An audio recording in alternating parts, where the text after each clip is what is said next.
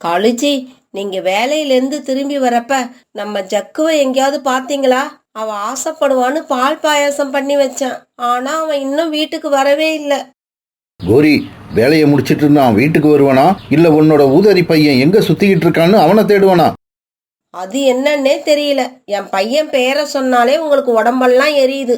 இந்த சின்ன வயசுல எல்லா பசங்களும் இப்படிதான் இருப்பாங்க. அவனுக்கு இது ஒன்றும் சம்பாதிக்கிற வயசு இல்ல. சோனா குருவியோட பையன் குக்கு, புறாவோட பையன் ராஜி, அவங்களுக்கு கூட நம்ம ஜக்கு வயசு தான் ஆகுது. ஆனா அவங்க எல்லாம் வேலைக்கு போய் சம்பாதிக்கிறாங்க.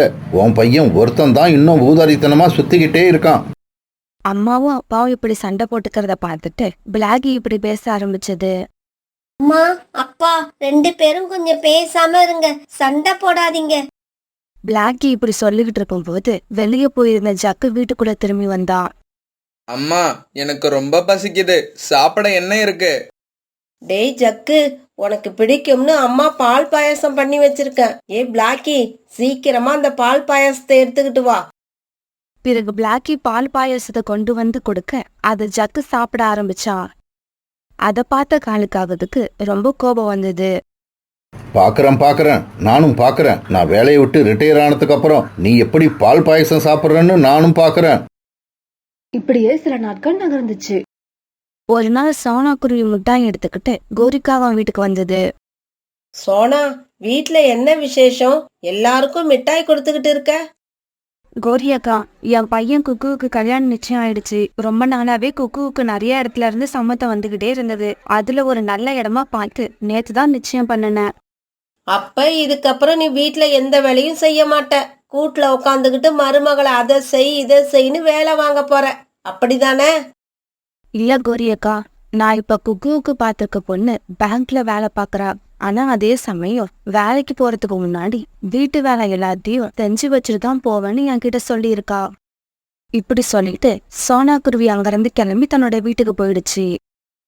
சோனா குருவி கிட்ட பேசினதுல இருந்து கோரிக்காத்தோட மனசு நிம்மதி இல்லாம அலப்பாஞ்சுக்கிட்டே இருந்தது. அன்னைக்கு சாயங்காலம் ஆச்சு. வேலையில இருந்து வீட்டுக்கு திரும்பி வந்த காலுக்காகவும் பன்னீர் வாங்கிட்டு வந்தது. கோரி, நான் பன்னீர் வாங்கிக்கிட்டு வந்திருக்கேன். சீக்கிரமா பட்டர் பன்னீர் மசாலா தயார் பண்ணு. இதை சாப்பிடணும்னு எனக்கு ரொம்ப நாளா ஆசை. உடனே கோரிக்காகவும் பன்னீர் பட்டர் மசாலா தயார் பண்ண கிச்சனுக்குள்ள போச்சு. இந்த கோரிக்கு இன்னைக்கு என்ன ஆச்சு? ஒரு வார்த்தை கூட பேசவே இல்லை. இப்படி யோசிச்ச காலுக்காகவும் பிறகு கிச்சனுக்குள்ள போய் கோரி கிட்ட பேச ஆரம்பிச்சது. என்ன கோரி, ஏன் எதுவுமே பேசாம இருக்க? உன் முகம் வேற சோகமா இருக்கிற மாதிரி இருக்கு. காலு, தயவு செஞ்சு என்கிட்ட எதுவும் கேட்காதீங்க. நான் உங்க மேல ரொம்ப கோபமா இருக்கேன். என்னது, ஏன் மேல கோபமா? ஜக்குவுக்கு கல்யாண வயசு வந்துருச்சு. இது உங்களுக்கு ஞாபகம் இருக்கா இல்லையா? சோனா குருவியோட பையன் குக்குவுக்கு கல்யாணம் நிச்சயமாயிடுச்சு. கோரி, நான் ஜக்குவுக்கு கல்யாணம் பண்ண எப்பவுமே தயாரா தான் இருக்கேன். ஆனா இவன் ஒரு வேலைக்கு போனாதானே அவனுக்கு நாம கல்யாணம் பண்ண முடியும். இங்க பாருங்க, நான் சொல்றத நல்லா கேளுங்க. அவனுக்கு முதல்ல கல்யாணத்தை பண்ணி வைப்போம். அதுக்கப்புறம் அவனா வேலைக்கு போக ஆரம்பிச்சிருவான். சரி கோரி, நீ சொல்ற மாதிரியே வச்சுப்போம். இது வரைக்கும் இவனுக்கு பொண்ணு கொடுக்கறன்னு யாருமே நம்ம வீட்டுக்கு வரலையே. யாராவது வருவாங்கன்னு பார்த்து நம்ம வீட்லயே உட்கார்ந்துருக்க முடியாது. நாம தான் போய் பொண்ணை தேடி ஆகணும். சரி, நாளைக்கு நாம மாமாஜியோட காட்டுக்கு போவோம். அங்க நமக்கு ஏத்த மாதிரி நிறைய காகங்களோட குடும்பங்கள் இருக்கு. பிறகு அன்னைக்கு ராத்திரி காலுக்காகம் படுத்த உடனே தூங்கிடுச்சு. ஆனா கோரிக்காகத்துக்கு தூக்கமே வரல. நாளைக்கு நம்ம பையனுக்கு பொண்ணு பார்க்க போறோங்கிற நினைப்பிலேயே கோரிக்காகத்துக்கு சந்தோஷமா இருந்தது. மறுநாள் பொழுது விடிஞ்சிச்சு. காலுக்காகவும் கோரிக்காகவும் காலுக்காகத்தோட மாமாஜி வீட்டுக்கு போனாங்க. எனக்கு தெரிஞ்சு இந்த காட்டுல 2-3 பொண்ணுங்க இருக்காங்க. வாங்க, எல்லாரையும் இன்னைக்கே போய் பார்ப்போம். ஆமா மாமாஜி, பொண்ணு பிடிச்சிருந்தா இன்னைக்கே கல்யாணத்தை நிச்சயம் பண்ணிடுவோம். பிறகு பொண்ணு பாக்குறதுக்காக இவங்க 3 பேரும் விட்டு விட்டு பறந்து போனாங்க. ஆமா, நீ என்னம்மா படிச்சிருக்க? நான் +2 வரைக்கும் படிச்சிருக்கேன். அந்த சமயத்துல அம்மாவுக்கு உடல்நிலை சரியில்லாம போனதால என்னால மேற்கொண்டு படிக்க முடியல. ஆமா, நீ ஏதாவது வேலைக்கு போறியா இல்ல வீட்ல தான் இருக்கியா? ஆண்டி, நான் எந்த வேலைக்கும் போகல, வீட்ல தான் இருக்கேன். கோரி, எனக்கு இந்த பொண்ணு ரொம்ப பிடிச்சிருக்கு. எனக்கு கூட பிடிச்சிருக்கு. இந்த பொண்ணை பார்க்க ரொம்பவும் அமைதியா இருக்கா. இந்த பொண்ணையே நிச்சயம் பண்ணிடலாம். நீங்களா முடிவு பண்ணி நிச்சயம் பண்றதுக்கு என்ன எதுக்கு அழைச்சிக்கிட்டு வந்தீங்க? இங்க பாருங்க, நாளைக்கு நாங்க வந்து எங்களோட முடிவு என்னன்னு சொல்றோம். கோரிக்காங்க இப்படி சொல்லிட்டு காலுக்காகத்தையும் மாமாஜியையும் அடிச்சுக்கிட்ட வீட்டை விட்டு வெளியே வந்தது. கோரி, அந்த பொண்ணுக்கு என்ன குறைச்ச? பார்க்க அழகாவும் இருக்கா, ரொம்ப அமைதியான பொண்ணாவும் தெரியுது. இப்படிப்பட்ட பொண்ணை இப்பயே நிச்சயம் பண்ணாம நாளைக்கு வந்து எங்க முடிவை சொல்றோம்னா என்ன அர்த்தம்? எனக்கு அந்த பொண்ணை பிடிக்கலன்னு அர்த்தம். இங்க பாரு கோரி, உன்னோட பையன் எந்த வேலைக்கும் போகாம வீட்டுல இருக்கான். அவனுக்கு இப்படிப்பட்ட பொண்ணு கிடைக்கிறதே அதிசயம். மாமாஜி, இதுதான் சாக்குன்னு என் பையனை ரொம்ப கேவலமா பேசாதீங்க. என் பையனுக்கு வரப்போற பொண்ணு நல்லா படிச்சு வேலைக்கு போகணும். அப்படிப்பட்ட பொண்ணை தான் நான் என் பையனுக்கு கல்யாணம் பண்ணி வைப்பேன். இந்த பொண்ணு +2 முடிச்சுட்டு வீட்டில் இருக்கா. ஆனா குக்குவுக்கு சோனா குருவி பார்த்துருக்க பொண்ணு எங்க தெரியுமா வேலைக்கு போறா? பேங்க்குக்கு வேலைக்கு போறா. எனக்கும் அப்படிப்பட்ட பொண்ணு தான் தேவை. இங்க பாரு கோரி, எந்த வேலைக்கும் போகாம ஊரை சுத்திக்கிட்டு இருக்க ஜக்குவுக்கு அவங்க பொண்ணை கொடுக்கறதே பெருசு. இதுல பொண்ணு வேலைக்கு போகணும்னு நீ நினைச்சா அவனுக்கு கல்யாணம் ஆகிறது ரொம்ப கஷ்டம். என் பையனுக்கு எப்படிப்பட்ட பொண்ணை பார்த்து கல்யாணம் பண்ணணும்னு எனக்கு தெரியும். தயவு செய்து வாயை மூடுங்க. அப்புறம் வந்த நாட்கள்ல கோரிக்காக எந்தெந்த காடுகளுக்கோ போய் தன் பையனுக்காக வேலைக்கு போற பொண்ணா தேட ஆரம்பிச்சது. ஆனா எதுவுமே செட் ஆகல. வேலைக்கு போகாம வீட்டுல இருக்க பொண்ணுங்கள கோரிக்காகத்துக்கு பிடிக்கல. வேலைக்கு போற பெண்களுக்கு ஜக்குவை பிடிக்கல. இப்படியே சில நாட்கள் நகர்ந்துச்சு. சோனா குருவியோட பையன் குக்கு, புறாவோட பையன் ராஜி இவங்களுக்கு கல்யாணம் நடந்து குழந்தையும் பிறந்துருச்சு. இங்க பாரு கோரி, நீ ஜக்குவுக்கு பொண்ணு பார்த்து இப்போதைக்கு கல்யாணம் பண்ற மாதிரி தெரியல. அதனால நான் பியூட்டிக்கு மாப்பிள்ளை பார்க்கலாம்னு இருக்கேன். காலுஜி, கொஞ்சம் அவசரப்படாம இருங்க. எனக்கு என்னவோ நான் தப்பு பண்ணிட்டனோன்னு தோணுது. இதுக்கப்புறம் ஜக்குவுக்கு வேலைக்கு போற பொண்ணு தேவையில்லை. வீட்டுல இருந்தாலும் பரவாயில்ல. நல்ல பொண்ணா பார்த்து கல்யாணம் பண்ணிட வேண்டியதுதான். ஜக்கு வேலைக்கு போகாம வீட்டுல இருக்கிற வரைக்கும் அவனுக்கு கல்யாணம் நடக்கிறது ரொம்ப கஷ்டம். இது அவனுக்கு புரியலன்னா கூட பரவாயில்ல. ஆனா உனக்கே இன்னும் புரியல. கோரியோட இத மனமாற்றத்துக்கு அப்புறம் எல்லாரும் சேர்ந்து மறுபடியும் ஜக்குவுக்கு பொண்ணு பார்க்க போனாங்க. இங்க பாருங்க, மாப்பிள்ளை இன்னும் எந்த வேலைக்கும் போகலன்னு சொல்றீங்க. அப்படி இருக்கிறப்ப நாங்க எதை நம்பி எங்க பொண்ணை கொடுக்க முடியும்? இப்ப வேலைக்கு போகலன்னா எப்பவுமே போக மாட்டான்னு அர்த்தம் இல்லைங்க. கல்யாணத்துக்கு அப்புறம் நாங்களே அவனை ஒரு நல்ல வேலையா பார்த்து அனுப்பி வைப்போம். இங்க பாருங்க, ஜக்குவுக்கு ஒன்றும் சின்ன வயசு இல்ல. சரியான நேரத்துல கல்யாணம் நடந்திருந்தா உங்க பையனுக்கு இந்நேரம் 2 குழந்தைங்க இருந்திருக்கும். இந்த வயசுல வேலைக்கு போகாதவன் எப்பவுமே போக மாட்டான். ஜக்குவுக்கு எந்த இடத்துல பெண் பார்க்க போனாலும் கிட்டத்தட்ட பொண்ணு வீட்டுக்காரங்க இதே மாதிரி பேச ஆரம்பிச்சுட்டாங்க. உன் கூட வந்து இதுக்கப்புறமும் அவமானப்பட நாங்க தயாரா இல்ல. இதுக்கப்புறம் ஜக்குவுக்கு பெண் பார்க்க நீயே போ, நானும் மாமாஜியும் வரமாட்டோம். காலுஜி, என்ன கடைசியில இப்படி காலம் வர்றீங்க? இந்த தடவை எப்படி இருந்தாலும் என் பையனுக்கு நிச்சயம் ஆயிடணும். ஏன்னா இந்த இடம் எங்க அம்மாவோட தூரத்து சொந்தம். அதனால எனக்கு ரொம்ப நம்பிக்கை இருக்கு. கோரி இப்படி கெஞ்சினதுக்கு அப்புறம் காலுக்காகவும் மாமாஜியும் கோரிக்காகத்து கூட அந்த பொண்ணை பார்க்க போனாங்க.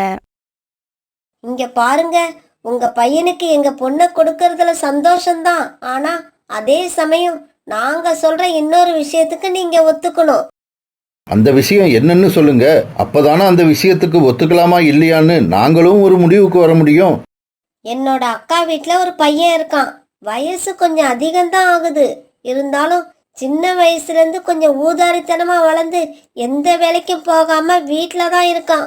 இவ்வளவு நாள் கல்யாணமே வேண்டான்னு இருந்தவன் உங்க பொண்ணு பிளாக்கியோட போட்டோவை பார்த்ததுக்கு அப்புறம் அவளை கல்யாணம் பண்ணிக்க ஆசைப்படுறான். நீங்க ஓகேன்னு சொன்னா 2 கல்யாணத்தையும் ஒரே நாள்ல வச்சுப்போம்.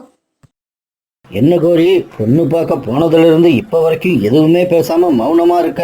அப்படின்னா என்ன அர்த்தம்? அவங்க சொன்ன கண்டிஷனுக்கு ஒத்துக்க போறியா? மாமாஜி, கோரி ஒத்துக்கிட்டாலும் இந்த கல்யாணத்துக்கு நான் ஒத்துக்க மாட்டேன். என் பொண்ணை இப்படி ஒரு ஊதாரி பையனுக்கு கல்யாணம் பண்ணி கொடுக்கணும்னு எனக்கு அவசியம் இல்ல. இந்த சமயத்துல வெளியே போயிருந்த ஜக்கு வீட்டுக்கு திரும்பி வந்தான். அம்மா, எனக்கு ரொம்ப பசிக்குது. சீக்கிரமா சாப்பிட ஏதாவது கொடுங்க. ஜக்கு, வீட்ல சாப்பிட எதுவுமே இல்ல. அம்மா, ஏன் இப்படி பொய் சொல்றீங்க? நம்ம வீட்ல சாப்பிட எதுவும் இல்லையா? அப்ப நீங்க எல்லாம் என்ன பட்னியா கிடக்க போறீங்க? இல்லடா, உங்க அப்பா சம்பாதிச்சுக்கிட்டு வந்ததை சாப்பிட எனக்கும் உன் தங்கச்சிக்கும் மட்டும்தான் உரிமை இருக்கு. உனக்கு உரிமை இருந்துச்சு. நீ அந்த வயசை தாண்டி வந்துட்ட. இதுக்கப்புறம் நீ சம்பாதிச்சு சாப்பிட வேண்டிய வயசு. இத நான் உனக்கு எப்பவோ சொல்லி இருக்கணும். கண்மூடித்தனமா உன் மேல வச்ச பாசத்தால இன்னைக்கு பொண்ணு பார்க்க இந்த இடத்துல அவமானப்பட்டு திரும்பி வந்தேன். அம்மா, திடீர்னு இப்படி சொல்லிட்டா எப்படி? இந்த ராத்திரியில நான் எங்க போய் வேலை பார்ப்பேன்? பரவாயில்ல, இன்னைக்கு ஒரு நாள் ராத்திரி சாப்பிடாம படுத்தா ஒன்னும் ஆயிடாது. உனக்காக நாங்க எல்லாருமே இப்ப சாப்பிடாம படுக்கிறோம். நாளைக்கு நாம சாப்பிடுற சாப்பாடு உன்னோட சம்பாத்தியத்துல வந்ததா இருக்கணும். பிறகு அன்னைக்கு ராத்திரி எல்லாரும் சாப்பிடாமலேயே படுத்து தூங்குனாங்க. சாப்பிடாம பட்னியா படுத்து தூங்குனா கூட எல்லாரும் மனசுலயும் இது வரைக்கும் இல்லாத சந்தோஷம் வர ஆரம்பிச்சிருந்தது. அந்த காட்டுல நிறைய பறவைகளோட குடும்பம் ஒத்துமையா வாழ்ந்து வந்துச்சு. அந்த பறவைகள் தங்களோட குழந்தைங்கள அந்த காட்டுல உள்ள ஒரு ஸ்கூல்ல சேர்த்து படிக்க வச்சாங்க. ஆனா நிறைய குழந்தைங்க ஸ்கூலுக்கு போகவே பயந்தாங்க. ஏதாவது ஒரு காரணத்தை சொல்லி வீட்டுல இருக்கவே ஆசைப்பட்டாங்க. அம்மா, இன்னைக்கு நான் ஸ்கூலுக்கு போகல. எனக்கு வயித்து ரொம்ப வலிக்குது. என்னால கூட இன்னைக்கு ஸ்கூலுக்கு போக முடியாதுமா. என்னோட ரெக்கைகள் ரொம்பவும் வலிக்குது. ஸ்கூல் வரைக்கும் என்னால பறந்து போக முடியாது. பியூட்டி, குக்கு, நீங்க 2 பேரும் என்னதான் நினைச்சுக்கிட்டு இருக்கீங்க? ஸ்கூலுக்கு போகாம அடிக்கடி லீவ் போடுறீங்க. அதுக்காக புது புது காரணத்தையும் கண்டுபிடிச்சு சொல்றீங்க. அம்மா, இன்னைக்கு நாங்க ஸ்கூலுக்கு போகல. எங்களுக்கு உண்மையிலேயே உடம்பு சரியில்லை. எங்க மேல நம்பிக்கை வைங்க ப்ளீஸ். நாளைக்கு நாங்க 2 பேருமே கண்டிப்பா ஸ்கூலுக்கு போறோம். குழந்தைங்களுக்கு இப்படி ஸ்கூலுக்கு போறத நினைச்சாலே பயம் வரதுக்கு அந்த ஸ்கூல்ல இருந்த ஒரு டீச்சர் தான் காரணம். அந்த டீச்சர் பேர் என்ன தெரியுமா? அவங்க பேர் தான் கோரி டீச்சர். ரொம்பவும் அடாவடியானவங்க. சின்ன சின்ன விஷயத்துக்கெல்லாம் குழந்தைங்கள அடிக்க ஆரம்பிச்சிடுவாங்க. மற்ற டீச்சர் எல்லாம் குழந்தைங்க தப்பு செஞ்சாதான் அடிப்பாங்க. ஆனா கோரி டீச்சர் அடிக்கிறதுக்காகவே தப்ப தேடி கண்டுபிடிப்பாங்க. அம்மா கிட்ட போய் சொல்லி ஸ்கூலுக்கு லீவ் போட்ட பியூட்டியும் குக்கவும் கொஞ்ச நேரம் வீட்டுல உடம்பு சரியில்லாத மாதிரி படுத்திருந்தாங்க. கொஞ்ச நேரம் கழிச்சு வெளியில வந்து இவங்க ஜாலியா விளையாட ஆரம்பிச்சுட்டாங்க. அன்னைக்கு பகல் பொழுது இப்படியே போயிடுச்சு. மறுநாள் காலையில சோனா குருவி அவங்க 2 பேரையும் ஸ்கூலுக்கு அனுப்பி வச்சது. குக்கு, இன்னைக்கு கோரி டீச்சர் முகத்தை பார்த்தா ரொம்பவும் கோவமா இருக்கிற மாதிரி இருக்கு. இன்னைக்கு நாம 2 பேரும் கண்டிப்பா அடி வாங்க போறோம். பியூட்டி, கவலைப்படாத. இன்னைக்கு நாம கடைசி பெஞ்சில போய் உட்கார்ந்துப்போம். அங்க உட்கார்ந்துட்டா டீச்சர் நம்மள கவனிக்க மாட்டாங்க. பிறகு பேசிக்கிட்ட மாதிரியே பியூட்டியும் குக்கும் லாஸ்ட் பெஞ்சில போய் உட்கார்ந்தாங்க. அந்த சமயத்துல கோரி டீச்சரும் கிளாஸ் ரூமுக்கு வந்துட்டாங்க. Good morning teacher. Good morning, good morning. Sit down everyone. ஒவ்வொருத்தரா உங்களோட ஹோம்ஒர்க் நோட்டை எடுத்துக்கிட்டு என்னோட டேபிளுக்கு வாங்க. புறாவோட பையன் ராஜி தன்னோட ஹோம்ஒர்க் நோட்டை எடுத்துட்டு போனான். ஹோம்ஒர்க் எல்லாம் சரியா தான் எழுதியிருக்க. ஆனா நீ காலில் போட்டிருக்க ஷூவை பாலிஷ் பண்ணலன்னு நினைக்கிறேன். இல்ல டீச்சர், இன்னைக்கு காலையில தான் பாலிஷ் போட்டேன். எங்க அம்மாவை வேணும்னா கேட்டு பாருங்க. அப்ப நான் கேட்ட கேள்விக்கு நீ உண்மையா பதில் சொல்ல மாட்ட. உங்க அம்மா தான் பதில் சொல்வாங்க. உங்க கிட்ட எல்லாம் நான் எந்த கேள்வியும் கேட்க கூடாது. உங்க அம்மா கிட்ட தான் கேட்கணும்னா நீங்க எதுக்காக ஸ்கூலுக்கு வரீங்க? இப்படி கேட்ட கோரி டீச்சர் ராஜிய ஓங்கி ஒரு அறை விட்டாங்க. கோரி டீச்சர் கிட்ட இப்படி அடி வாங்கின ராஜி அழுதுகிட்டே தன்னுடைய இடத்துல வந்து உட்கார்ந்தான். பியூட்டி, குக்கு, நீங்க 2 பேரும் நேத்து ஸ்கூலுக்கு வரலல்ல? உங்களோட ஹோம்ஒர்க் எடுத்துக்கிட்டு வாங்க பாப்போம். டீச்சர், நேத்து எனக்கு ரொம்ப வயித்து வலி இருந்தது. அதனால ஸ்கூலுக்கு வரல. நேத்து தானே வயித்து வலி இருந்தது, இன்னைக்கு இல்லல்ல? நீ என்ன பண்ணிருக்கணும்? காலையில சீக்கிரமா வந்து மத்த பசங்க கிட்ட கோரி டீச்சர் நேத்து என்ன ஹோம்ஒர்க் கொடுத்தாங்கன்னு கேட்டு எழுதிருக்கணுமா வேண்டாமா? இந்த கேள்விக்கு குக்கு எந்த பதிலும் சொல்லாம மௌனமா இருந்தா. குக்கு, நீ போய் நம்ம ஸ்கூல் வரண்டாவ தொடப்பத்தை எடுத்து பெருக்கு. இன்னைக்கு உனக்கு அதுதான் தண்டனை. கோரி டீச்சர் இப்படி சொன்ன உடனே குக்கு அழுதுகிட்டே போய் ஸ்கூல் வரண்டாவை பெருக்க ஆரம்பிச்சான். பியூட்டி, உனக்கு வேற தனியா சொல்லணுமா? உனக்கும் அதே தண்டனை தான். கோரி டீச்சர் இப்படி சொன்ன உடனே பியூட்டி ஸ்கூலோட இன்னொரு பகுதியை தொடப்பத்தை எடுத்து பெருக்க ஆரம்பிச்சா. குக்கு இப்படி அழுதுகிட்டே ஸ்கூல்ல சுத்தம் செஞ்சதால அவனுக்கு சளி பிடிச்சு ஜுரம் வந்துருச்சு. மறுநாள் சோனா குக்குவை கூப்பிட்டுக்கிட்டு பருந்து டாக்டர் கிட்ட போச்சு. சோனா, உன் பையனுக்கு சாதாரண கோல்டு ஃபீவர் தான். சளி கொஞ்சம் அதிகமா இருக்கு. அதனால 2 நாளைக்கு அவன் தலைக்கு குளிக்க வேண்டாம். டாக்டர், நீங்க ஊசி போடுறதா இருந்தா கூட போடலாம். இல்ல, ஊசி தேவையில்லை. இந்த மாத்திரைகளே போதும். ஆனா இவன் தண்ணியில விளையாடாம பாத்துக்கோங்க. டாக்டர் இப்படி சொன்ன உடனே மாத்திரைகளை வாங்கிட்ட சோனா குருவி குக்கு அழைச்சுக்கிட்டு வீட்டுக்கு வந்தது. மறுநாள் காலையில பியூட்டியும் குக்கும் ஸ்கூலுக்கு போக தயாரானாங்க. குக்கு, நேத்து தான் உனக்கு ஜுரம் அடிச்சது, இன்னைக்கு நீ ஸ்கூலுக்கு போக வேண்டாம். இல்லம்மா, எனக்கு இன்னைக்கு ஜுரம் இல்ல. இன்னைக்கு ஸ்கூலுக்கு போகலன்னா நேத்து ஏன் வரலன்னு கேட்டு கோரி டீச்சர் அடிப்பாங்க. பரவாயில்ல, ஸ்கூலுக்கு இப்படி ஒரு டீச்சர் இருந்தாதான் பசங்க பயந்துகிட்டாவது ஸ்கூலுக்கு ஒழுங்கா போவாங்க. பிறகு குக்கும் பியூட்டியும் ஸ்கூலுக்கு கிளம்பி போனாங்க. அன்னைக்கு பியூட்டி தன்னோட ஹோம்ஒர்க் நோட் எடுத்துக்கிட்டு டீச்சர் கிட்ட போச்சு. பியூட்டி, ஹோம்ஒர்க் என்னவோ சரியாதான் இருக்கு, இருந்தாலும் உன்னை நான் புது நோட்டு போட சொன்னேனே, எதுக்காக பழைய நோட்லயே எழுதிக்கிட்டு வந்திருக்க? டீச்சர், இந்த நோட்ல எழுதாம நிறைய பக்கங்கள் இருக்கு, அதனாலதான் இந்த நோட்லயே எழுதிட்டு வந்தேன். நான் சொன்னதை செய்யாம வந்ததே தப்பு, இதுல என்ன வேற எதிர்த்து பேசுறியா? இப்படி பேசின கோரிக்காக பியூட்டிக்கு 2 அறை விட்டது.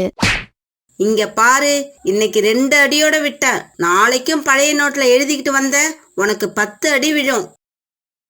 அடுத்ததா குக்கு பயந்துகிட்டே தன்னோட ஹோம்ஒர்க் நோட் எடுத்துட்டு வந்தான். நோட்டு புதுசா இருக்கு, ஹோம்ஒர்க்கும் கரெக்டா செஞ்சிருக்க.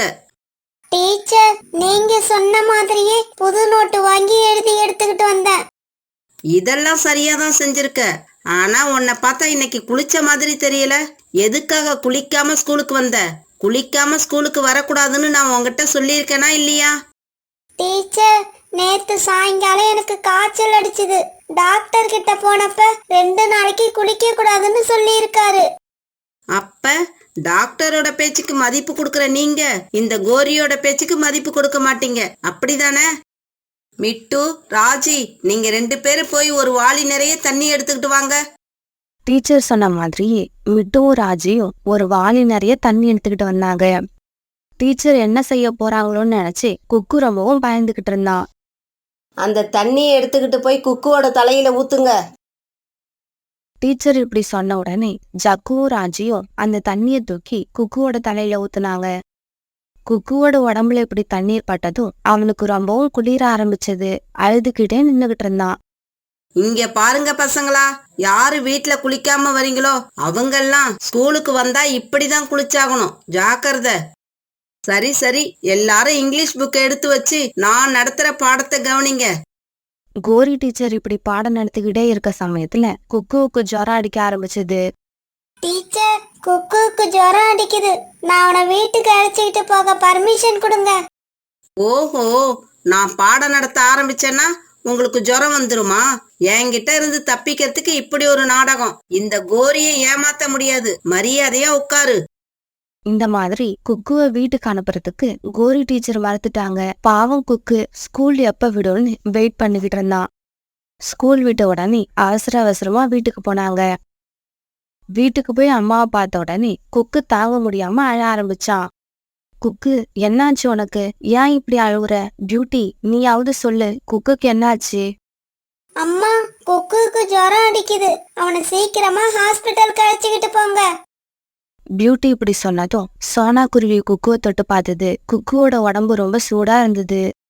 உடனே சோனா குருவி குக்குவை தூக்கிட்டு ஹாஸ்பிட்டலுக்கு பறந்து போச்சு.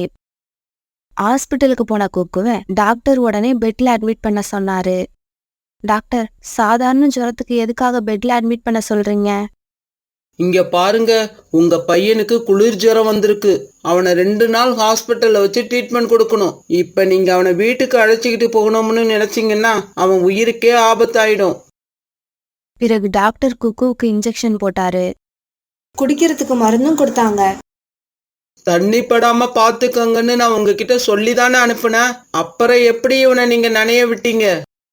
டாக்டர் இப்படி கேட்ட உடனே பியூட்டி நடந்தது எல்லாத்தையும் அழுதுகிட்டே சொல்லுச்சு. இங்க பாருங்க, இப்படி நடந்துகிட்ட டீச்சரை சும்மா விடக்கூடாது. மத்த பசங்களையும் அழைச்சிக்கிட்டு போய் பிரின்சிபல் கிட்ட அவங்க மேல கம்ப்ளைண்ட் பண்ணுங்க. இன்னும் கொஞ்சம் லேட்டா கொண்டு வந்திருந்தீங்கன்னா குக்குவோட உயிருக்கே ஆபத்து உண்டாயிருக்கும். பிறகு 2 நாள் கழிச்சு குக்குவுக்கு உடம்பு சரியான உடனே சோனா குருவி பியூட்டி, குக்கு, அப்புறம் அவங்க கூட படிக்கிற குழந்தைங்க எல்லாரையும் அழைச்சிக்கிட்டு பிரின்சிபலை பார்க்க போச்சு. இப்படி போன சோனா குருவி நடந்தது எல்லாத்தையும் பிரின்சிபல் கிட்ட சொல்லுச்சு. இதை கேள்விப்பட்ட கோரி டீச்சர் அங்க வந்தாங்க. சோனா குருவி சொன்ன எல்லாத்தையும் பொறுமையா கேட்ட பிரின்சிபல் பிறகு குழந்தைங்க கிட்ட விசாரிச்சாரு. குழந்தைகளா, என்ன நடந்ததுன்னு என்கிட்ட சொல்லுங்க. இந்த சமயத்துல கோரி டீச்சர் தாங்கிட்ட இருந்த குச்சியை காட்டி குழந்தைங்கள மிரட்ட ஆரம்பிச்சாங்க. சொல்லுங்க குழந்தைங்களா, தைரியமா உண்மையை சொல்லுங்க, எதுக்கும் கவலைப்படாதீங்க, நான் இருக்கேன், என் கையில குச்சியும் இருக்கு. பசங்களா, என்ன எதுவும் பேசாம இருக்கீங்க? குக்குவும் பியூட்டியும் சொல்றது உண்மையா? குழந்தைங்க இதுக்கு எந்த பதிலும் சொல்லாம மௌனமாவே இருந்தாங்க. பிரின்சிபல் சார், பசங்களை எதுக்கு தொந்தரவு பண்றீங்க? பியூட்டியோட அம்மா சொல்றது உண்மையே கிடையாது. குக்குவுக்கு ஒரு வாரமாவே ஜுரம் இருந்திருக்கு. அவனுடைய அம்மா குக்குவை ஹாஸ்பிட்டல்லையும் காட்டல, மாத்திரையும் வாங்கி கொடுக்கல. அதனாலதான் அவனுக்கு ஜுரம் அதிகமாகி ரொம்ப சீரியஸ் ஆயிடுச்சு. குழந்தைய ஒழுங்கா பாதுகாக்க தெரியாத குக்குவோட அம்மா டீச்சர் மேல குத்தம் சொல்ல வந்துட்டாங்க. இல்ல பிரின்சிபல் சார், நான் சொல்றது எல்லாம் உண்மை. குக்குவுக்கு இந்த அளவுக்கு ஜுரம் வரத்துக்கு காரணமே இந்த கோரி டீச்சர் தான். டீச்சர் வேலை புனிதமானது. ஒரு டீச்சர் தங்களோட விருப்பு வெறுப்புகளை இப்படி குழந்தைங்க மேல காட்டக்கூடாது. சார், குக்குவோட அம்மா இப்படிதான் அர்த்தமே இல்லாம ஏதாவது பேசிக்கிட்டே இருப்பாங்க. அதுக்காக நீங்க உங்க டயத்தை வேஸ்ட் பண்ணாதீங்க. இவங்கள நான் ஹேண்டில் பண்ணிக்கிறேன், நீங்க உள்ள போங்க. கோரி டீச்சரோட பேச்சு கேட்ட பிரின்சிபல் ரூமுக்கு போக தயாரானப்ப மிட்டு ராஜி கிட்ட இப்படி பேச ஆரம்பிச்சான். ராஜி, நாம உண்மையை சொல்லியே ஆகணும், இல்லன்னா நாளைக்கு நமக்கும் இந்த நிலைமை தான் வரும். ஆமா மிட்டு, நானும் அதை தான் யோசிச்சேன். இப்பவே நடந்ததை எல்லாத்தையும் சொல்லிடுறேன். இப்படி சொன்ன ராஜி பிரின்சிபல் சார் கிட்ட நடந்தது எல்லாத்தையும் விவரமா எடுத்து சொன்னான். கோரி டீச்சர், எதுக்காக நீங்க என்ன ரூமுக்குள்ள அனுப்புறதுலயே குறியா இருந்தீங்கன்னு எனக்கு இப்பதான் தெரியுது. என்ன சார் நீங்க குழந்தைங்க பேச்ச போய் நம்புறீங்க? டீச்சர், குழந்தைங்க இந்த மாதிரி விஷயங்கள்ல ஒரு காலத்திலயும் பொய் சொல்ல மாட்டாங்க. உங்களை நான் 6 மாசத்துக்கு ஸ்கூலை விட்டு சஸ்பெண்ட் பண்றேன். அதுக்கு அப்புறமும் கூட குழந்தைங்க கிட்ட இந்த மாதிரி கொடூரமா நடந்துக்க மாட்டேன்னு நீங்க எழுதி கொடுத்தாதான் உங்களுக்கு இங்க வேலை கிடைக்கும். பிரின்சிபலோட இந்த முடிவை கேட்டு எல்லா குழந்தைங்களும் ரொம்ப சந்தோஷமானாங்க.